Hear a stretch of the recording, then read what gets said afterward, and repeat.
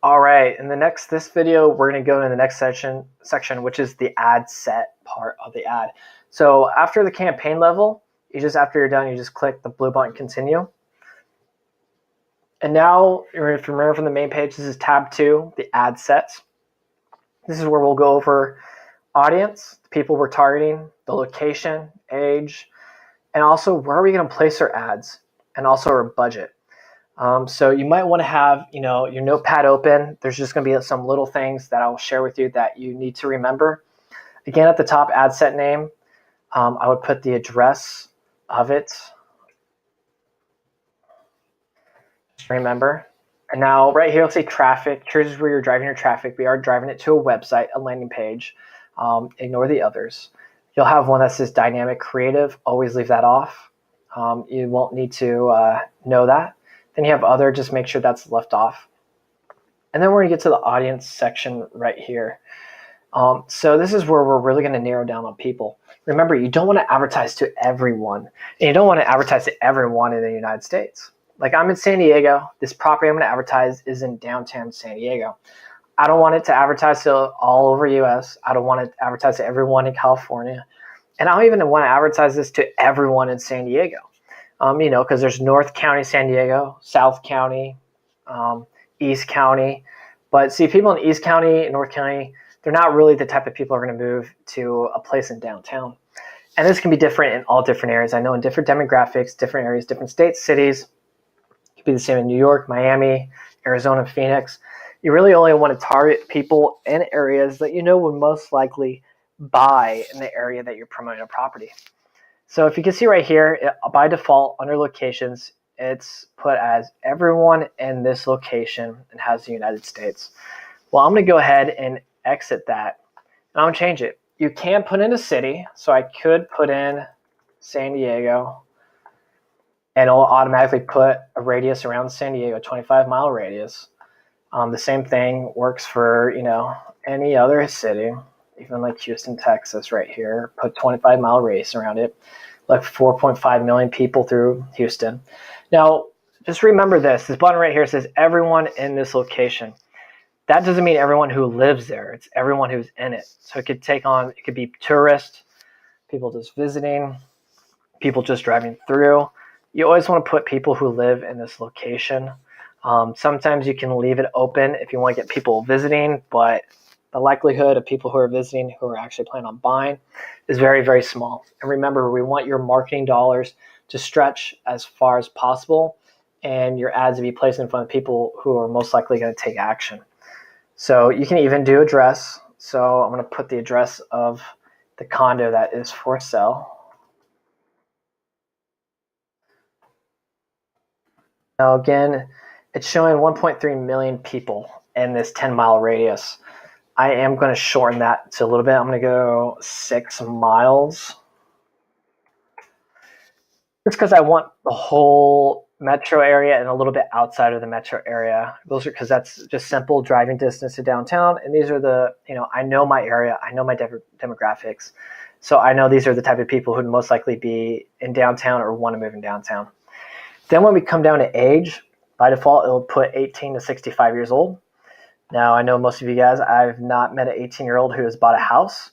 So maybe 18, 19, 20, I don't even know, maybe young 20s. I know here in California, real estate is very expensive. Most 20-year-olds aren't even buying a property out here. Now, it could be different out in Texas, North Dakota, Florida. I don't know. I'm not sure how the markets are out there. I just know your real estate is a lot cheaper than here in California. So it could be affordable to 20-year-olds. But again, you need to know your audience, your demographic. Who are you trying to get to click on your ad? What kind of client do you want? How old do you want them to be? Do you only want to work with men, or do you only want to work with women? You can even pick which gender. I always leave it open for all. I will say this in the past, majority of women actually react better to ads with real estate ads than men, but I'm going to leave it to open. Now here in California, especially in downtown San Diego, most 20-year-olds aren't buying places in downtown.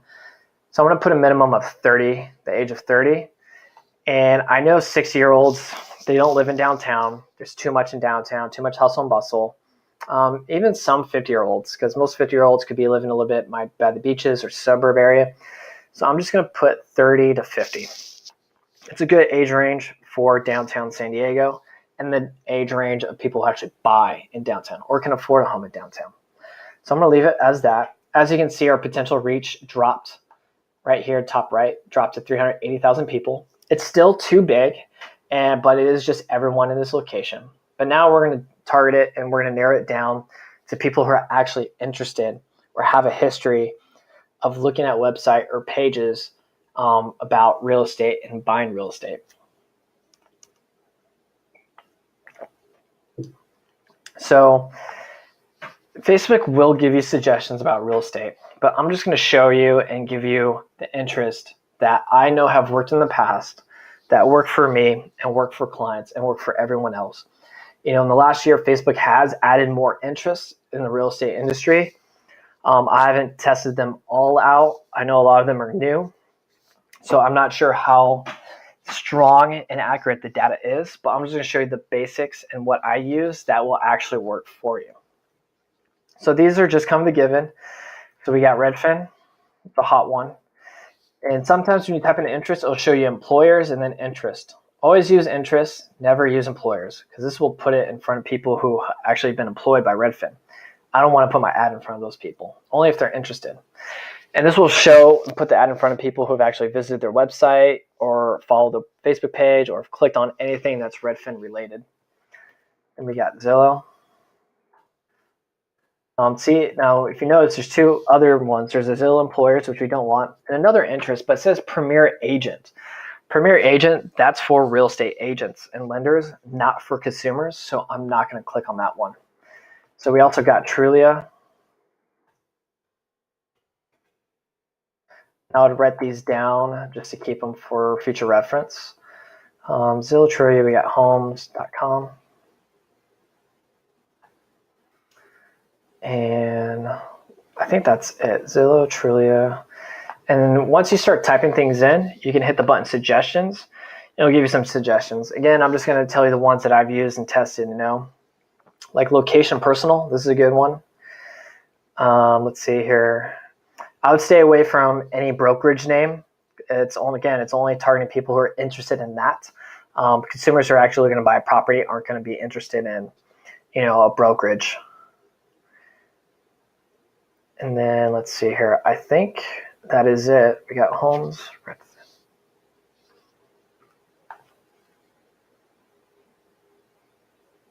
Oh, we also have realtor.com. That's what I was forgetting.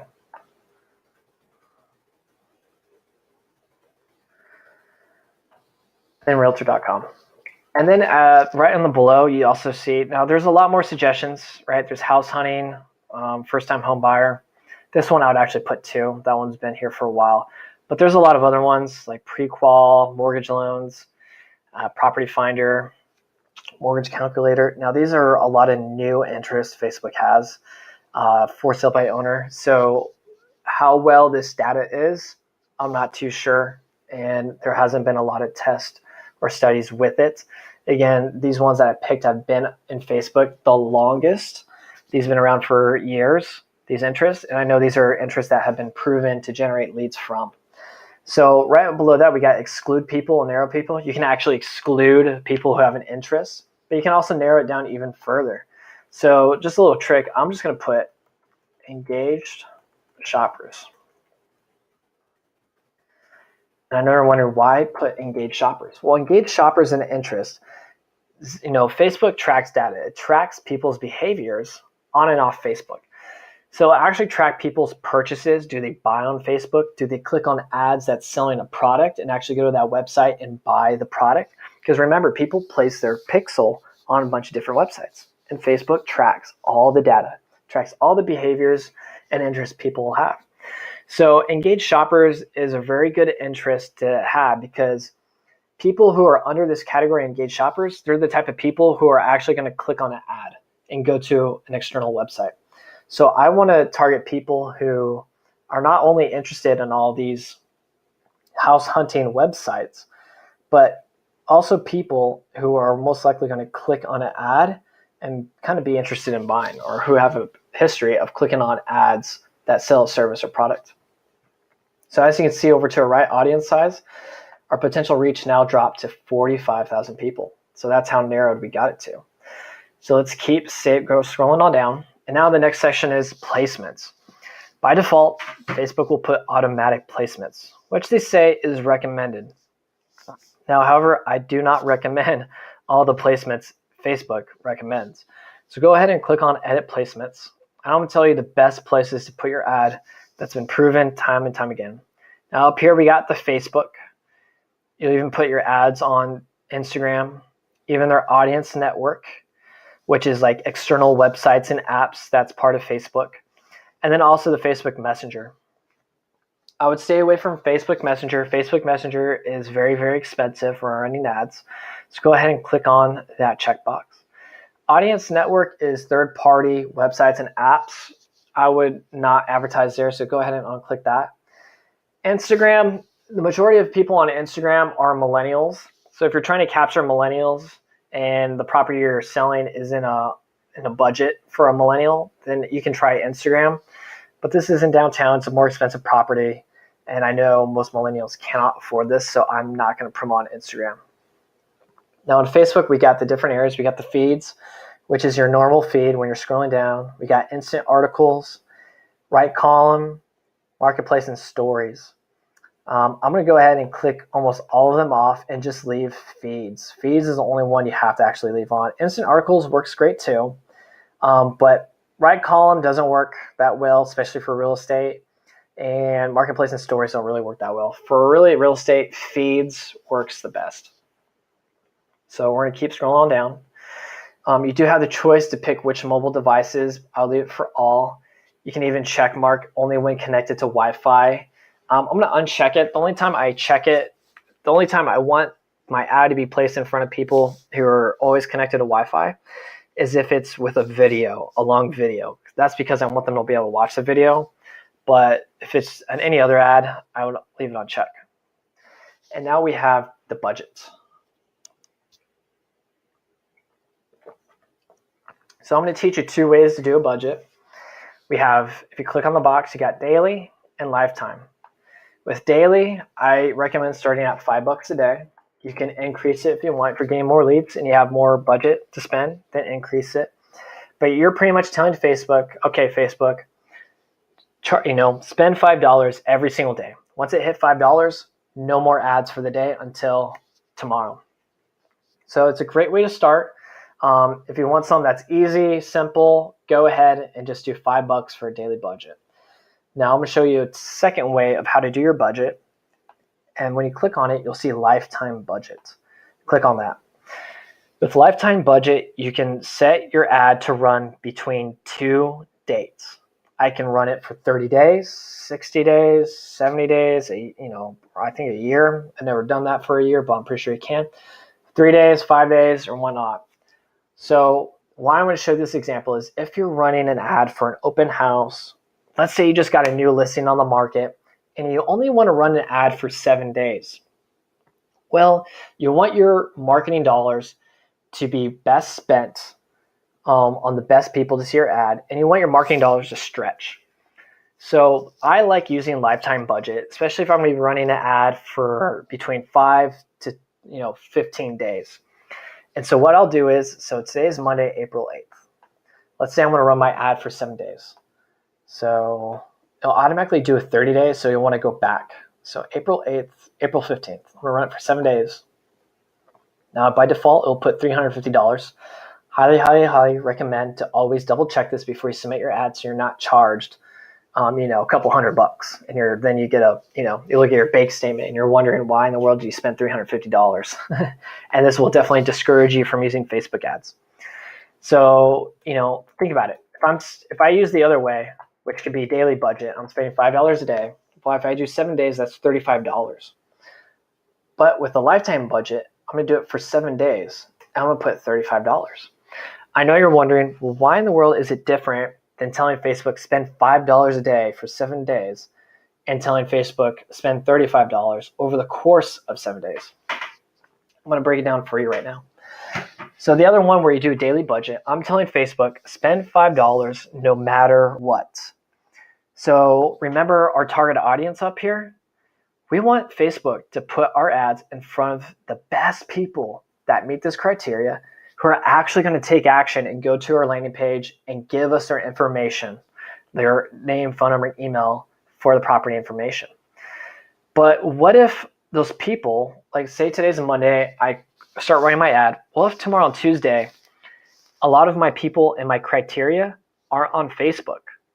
Or what if they're on Facebook, but they're not scrolling all the way down their feed, or they're not clicking, or they're not actually engaging the way they do?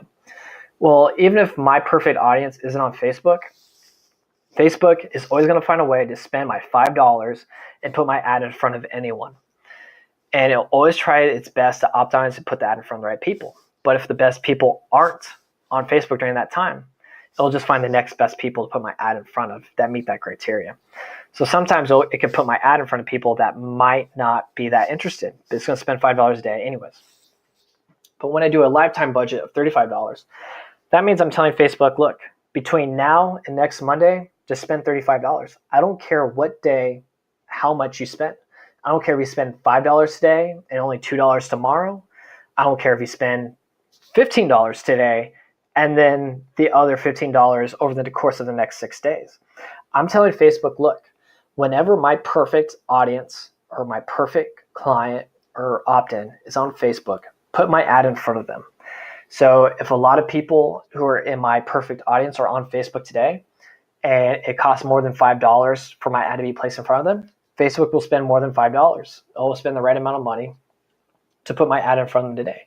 If a lot of them are on Facebook tomorrow, then it won't spend that much money tomorrow to put my ad in front of them. So I like lifetime budget just because it optimizes the ad better, and my marketing dollars go a little bit further and be thrown in front of the right people. If you want something simple to do and you're like, Daniel, this is too confusing, too much to do, then just stick to $5 a day and make sure you run your ad continuously. The rest you can leave it as link clicks. Don't set a big cap. That's more strategies for down the road. But as is, and then you'll hit continue to go to the next step. So that is it for this video, and I will see you in the next video where we'll go over the actual creation of the ad.